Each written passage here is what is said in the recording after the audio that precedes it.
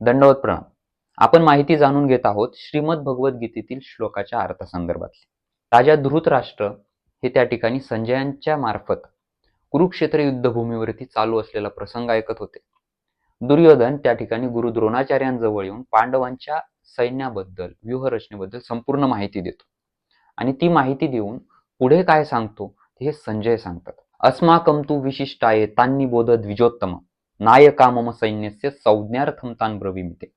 भवान् भीष्मश्च कर्णश्च कृपश्च समितिञ्जय अश्वत्थामा विकर्णश्च सौमदत्तिस्तथैव च. दुर्योधन गुरु द्रोणाचार्यांना म्हणतो की आपलं देखील सैन्य बलवान आहे. आपल्या सैन्यामध्ये स्वतः तुम्ही आहात. भीष्म पितामह आहेत, कुलगुरू कृपाचार्य आहेत, ज्यांनी अनेक युद्ध जिंकलेली आहेत. कर्ण आहे, अश्वत्थामा आहे, विकर्ण आहे आणि यांच्यासोबत इतर राजे महाराजे आहेत जे विविध शस्त्राने पारंगत आहेत. आपापल्या हातांमध्ये शस्त्र घेऊन युद्ध करण्यासाठी तयार आहेत. त्यामुळे कसलीही चिंता करण्याची गरज नाही. यामुळे आपल्या भीष्म पितामहांपर्यंत पोहोचणं हे पांडवांना सहज शक्य होणार नाही. परंतु त्यांच्या भीमापर्यंत पोहोचण्याची जी व्यूहरचना आहे ते आपण सहज तोडू शकतो आणि त्यांना पराजित करू शकतो. आणि हाच संवाद संजय हे राजा धृतराष्ट्रांना सांगत असतात. जय श्रीकृष्ण. दंडवत प्रणाम.